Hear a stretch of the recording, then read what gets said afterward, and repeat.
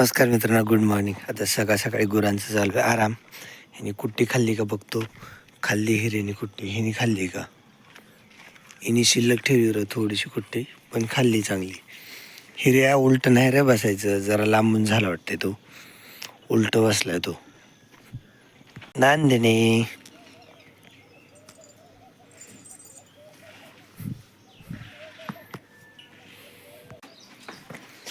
इकडे गंगा इकडे बांधली होती आणि हरण्याला गंगाच्या वृंदाच्या मध्ये बांधलं होतं. तर ते बसताना बहुतेक गंगा आधी बसली असेल आणि नंतर हरण्या गंगाच्या इकडे झाला असेल. तर त्याच्यामुळे ह्यांची दावे क्रॉस झालेत. पण काय अडचण नाही, व्यवस्थित उभे ते बसता पण येते एकमेकांना. थोडं वेळ करीन मी व्यवस्थित त्यांना. इकडं घावणीत काही शिल्लक नाही राहिले, सगळ्यांनी खाऊन घेतलं. फक्त इथं थोडी उसाची कुट्टी शिल्लक आहे. मित्रांनो, परत आज चालू आहेत आपले दारे. आत्ता लाईट आली, थोडं वेळ झालं. आणखीन कुट्टी वगैरे करायची राहिली. एकदा दारे व्यवस्थित लावून देतो, पाणी राहीन अशा जागेवर, मग कुट्टी करायची आपल्याला. हे बगळे तर लाईट आली की लगे हजर बी. किती आहेत? 4 8 बगळे. 2 4 6 8 बरोबर आहे. आणखीन 2 4 वाढतीलच थोड्या वेळात. जसं त्यांना माहीत होईल ना लाईट आली तसे ते येतात. आहे तू इकडंच बसणार. चला, माझं जेवण तर झाले. नेपेरची कुट्टी करून ठेवली. तर नेपेर आता खायला टाकायला चालू आहे. हे बघा, इथं खायला टाकला ह्यांना. बागच्यांना थोडा वेळ आहे. भैया तिकडे गेलाय हिऱ्याला आणि शुभश्री खायला टाकायला. हिऱ्याला आणि शुभश्री खायला टाकलं ना, मग परत गव्हाणीच्याला खायला टाकून घ्यायचं. गव्हाणीचं झालं की लगेच ते काबरी गौरंगला टाकून घ्यायचं. तसं तर पलीकडची गंगा इकडं आली. आता तिकडं फक्त 4च गुरं आहेत बाजूला. हो बरं. चला, आता खायला टाकून झाले. तिकडच्या त्या चौघांना खायला टाकले. त्यांना शिल्लक उसाची कुट्टी होती तर ती पण ठेवली होती सकाळी. आता इथे ह्यांना खायला टाकले. लालकी नेपेरची कुट्टी टाकली सध्याला. आता लालका नेपेर संपला आहे आणि थोडा हिरवा पण नेपेर होता आज. ते नेपेर संपला आहे. उसाची कुट्टी दुपारून टाकायची. एवढं संपलं ना, मग उसाची कुट्टी खायला टाकायची. ही गंगी तर मारायला लागली गुरांना. इतक्या दिवस बाहेर होती तेच बरं होतं. हिला 2 दावेने बांधतो मी, कारण इकडं ती ह्याला मारी ती. ही स्टॅलिन त्या राणीला खाऊन देणार. थोडा वेळ थांबा, आकडून बांधतो, बरोबर खाऊन देईल. ही आई पप्पा गुरं नीट बांधत नाही. आई पप्पा दोघं पण. हे गुरं अशी आकडून बांधायची, तिला त्याच्या पुढचंच खाल्यावर. हां, अशी आकडून बांधली ना, मग बरोबर राणी इथं खाते. आणि स्टॅलिनचं काय होतं माहिती आहे का, तिचे शिंग पुढत ना गुरांना लागतात. नाही तर बाकीचे जे सगळ्याचे शिंग महाग आहेत, तर त्याच्यामुळे शिंग वगैरे लागत नाहीत गुरांना, म्हणजे एकमेकाला मारलं तरी.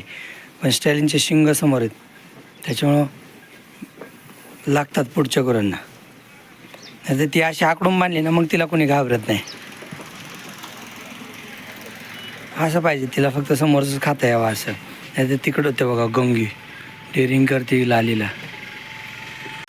चला, आता मी गंगीला दोन्ही दाव्याने बांधले, म्हणजे दोन्ही साईडने बांधले. थोडी कुट्टीकडे करतो, कारण तिने काय झालं माहिती का, ही गंगी नंदिनीला खाऊन द्या ना. मग नंदिनीला तिकडं पाटीत ठेवलं तर नंदिनीला इथं गुरामध्ये खायचं, पाटीत पण नाही खायचं. थांब, आता परत इथं हे करतो. ही गुरांचं असंच असतं, जिकडं गुरं जातात तिकडे लहान पिल्ले जातात. तर हे असं खात आहेत. गंगा आहे बघा, गंगाला इकडून गळ्यात बांधलं, म्हणजे एवढं पण टाईट नाही बांधलं. इकडून गळ्यातल्या दोरीला बांधली आणि पलीकडून मोरकीला बांधली. त्याच्यामुळे ती लालीला पण खाऊन देईन आणि नंदिनीला पण खाऊन देईन. तर नंदिनीला पाठी ठेवली, पण तिला पाठीत आवडत नाही. तिला लालीसोबत खायचं नंदिनीला. तिला आणि तिला काय करतं, बगिरा लगेच पाठीत पाहिजेला बगिऱ्यानी. येडाच आहे, शिफ्टलंच वडी त्याच्या. चल भागव. चला, आता बाकीचे गुरं तर खात आहेत सगळे. सारख्या वगैरे व्यवस्थित खायला टाकले इकडे किलरीला वगैरे. आत्ता बघा, स्टॅलिनला मी आकडून बांधले ना, अलीकडे देवशिनी खाते आणि पलीकडे राणीसुद्धा खाते. बघे, ह्याच्यात पाईप पुन्हा नाही ठेवायचं बरं का. एक तर तुला कुट्टी लई झाली तुम्हा दोघाला, आणि तुला खायची पण गरज नाही ना इतक्या लवकर, तरी खात बसतो. इकडं मस्त खातात गुरं आज घरीच राहणार आहे. ते गावरान गुरं गेले तर दुपारून थोडं वेळ चरायला जातील, नाही ते गावरान गुरं घरीच राहणार आहेत. त्याच्यामुळे त्यांना आत्ता खायला टाकले, परत थोड्या वेळाने उसाची कुट्टी टाकायची खायला. नंदिनीला जिकडं आवडून तिकडे खाते ते. तहीला आणले पाण्यावर.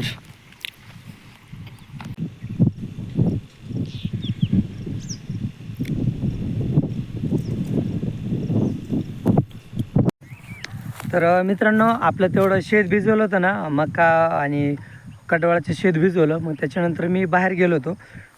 तर मग परत आत्ता बाहेरून आलो आहे. तर मी आता आलो आहे आपल्या खपली गावाच्या शेतात. तर तुम्हाला आता नुकसान किती झालं दाखवतो आपलं.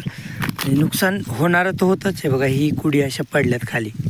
आता मी जस्ट इथंच बघितलं ना, तर इतक्या कुड्या जमा होतील की माझा पूर्ण हात भरेल.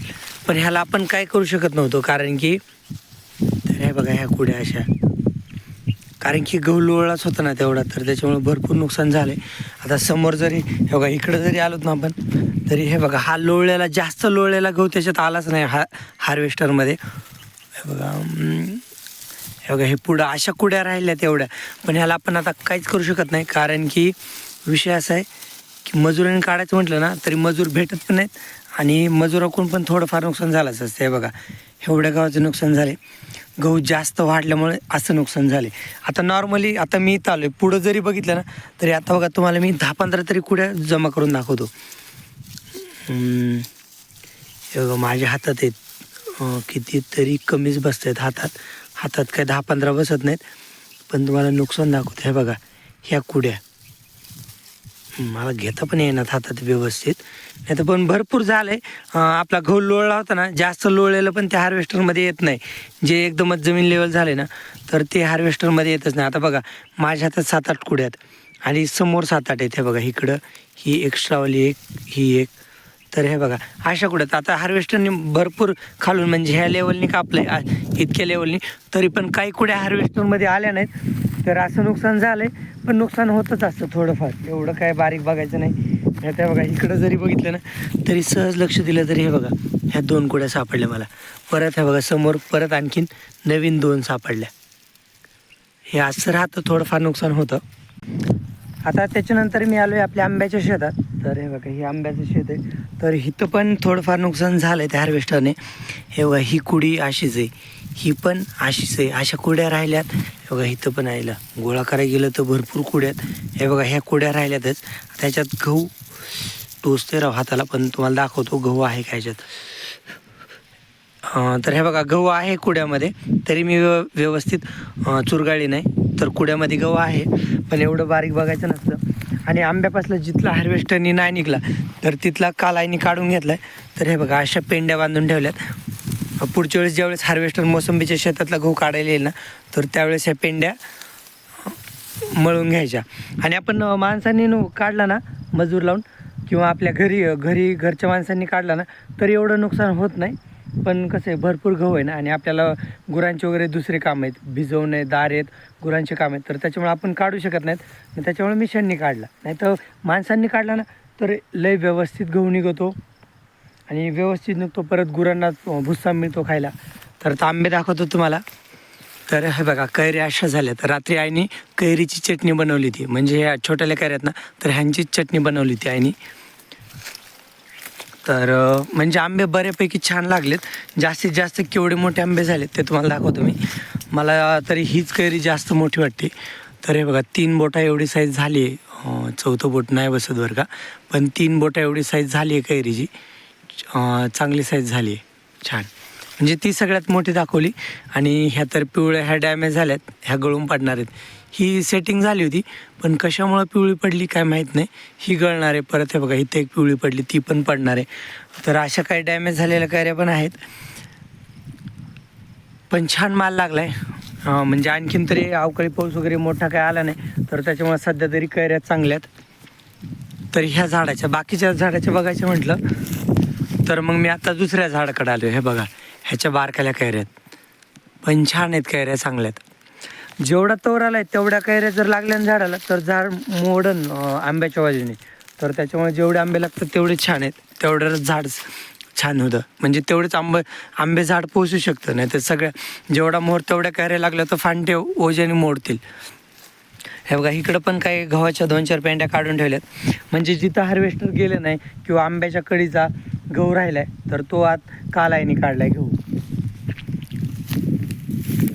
ते खालच्या कडीचे 2 आंब्याचे झाड आहेत ना, तर त्या 2 झाडांना पण चांगल्या कैऱ्या लागल्यात. आता मी आलो आपल्या हरभऱ्याच्या शेतात, म्हणजे त्याच बाजूला शेत आहे. तर हरभरा सध्याला आहे बघा ह्या कंडिशनमध्ये. शेवटचं पाणी मागचं पाणी दिलं नसतं तर मागेच काढायला आला असता. हरभरा आता काढायला आला आहे. हे असे घाटे वाळले त्याचे चांगले तर रात्री त्याचे घाटे भाजले होते, म्हणजे हरभरे भाजले होते. तर हे बघा इथं एक बंडल काढून ठेवलं आहे, त्याच्यावर दगड ठेवलं आहे, कारण की वारा आलं तर उडून जाऊ नये. म्हणजे उडून गेलं तर जवळ जातो पण विस्कटतं सगळं. त्याच्यामुळे हे बघा दुसरा बंडल आहे, ह्याच्यावर पण एक दगड ठेवलं आहे. असे ह्या बंडलवर हा ठेवला आहे इकडं दगड, इकडच्या बंडलवर पण दगड ठेवला आहे, ह्या बंडलवर नाही ठेवला दगड. पण इकडं पण दगड ठेवला आहे. दगड ठेवाच लागतो, कारण सध्याला वाळवटी सुरू झालेत. वाळवट म्हणजे वारं सुरू झाले तसलं गोल गोल फिरणार आहे, आणि वजन असेल तर हे विस्कटून जातं. त्याच्यामुळे ह्याच्यावर पण एक दगड ठेवला आहे. हे काय इकडं 2 दगड ठेवलेत. तर असं आपला हरभरा काढायचं चालू आहे. आई वरच्या साईडला, तिकडं आई काढते हरभरा, म्हणजे तिकडून हरभरा काढायचं चालू आहे. तर एवढं हे बंडल दिसतात ना बंच, तर हे सगळे बंडल हरभरा काढून झाला आहे. इथं असंच काल इथपर्यंत काढला होता, मग त्याच्यानंतर ही लाईन सोडून परत आहे सुरुवातीपासून दुसरी लाईन धरली आज. म्हणजे काल गहू काढला, आणि गहू काढून झाल्यानंतर थोडासा हरभरा काढला, आणि ही जी पूर्ण लाईन तर ती आजच काढली. ही मला वाटतं दुपारपर्यंत ही काढली, आणि आता दुपारून नवीन लाईन धरली आईनी. असं एक माझा अंदाज आहे, मला काय माहीत नाही. मी आत्ता चालू इकडं शेतात. हे बघा इथं तर 4-5 दगडं ठेवलेत की एकाच बंडलवर, तिकडं 2 ठेवलेत. आणि ही आपली ज्वारी आत्ता थोड्या दिवसात काढायला पण येणार आहे. तर तुम्हाला एक कणीस दाखवतो कसं आहे जवळून. तर हे बघा अशी सुकली आहे, म्हणजे वाळली, आता काढायला चाली. थोड्या दिवसात काढायला चालू करायचं आहे. एक 5-6 दिवसानंतर चालू करायची काढायला. हे बघा कणस पूर्ण वाळलेत. एक कडीचं हिरवं आहे, पण मधले वाळलेत चांगल्यापैकी, आणि पाला पण वाळायला लागला. आता ज्वारी काढायला चालूच करायची पुढच्या हप्त्यात. चला आता मित्रांनो, इथं गुरांना पाणी पाजायची वेळ झाली. गुरांना पाणी पाजतो. बैल तर काय ऊसाची गुट्टी खात नाहीत राव. ह्याच्यात काय होतं, थोडंसं पाचरट येतं आहे. मी एवढं स्वच्छ नाही करत, पण पाचरट राहून द्यायचं. चांगला चांगला ऊस खायचा, तर बैल खातच नाहीत. येडा हरणे, तू खा ना, तुला काय झालं रे ठोंब्या. बाकी त्या पलीकडच्या गाया खातात. आज गुरं घरीच होते, दुपारी एकदा पाणी पाजलेत. आता मी संध्याकाळचं पटपट पाणी पाजून घेतो. बैलांपासून सुरुवात करतो मी. अशीच लाईन सगळी पाणी पाजून घेतो. परत हे पाणी पाजून ते पाणी पाजायचं. वासर मी बकेटीने जागेवरच पाणी पाजणार आहे, कारण की एवढे आता पॉसिबल नाही नेऊन आणणं. सरजा आता काय फजी ते विचारू नका. ही वृंदाला आणि पाठीमाग गंगाला आणलेत.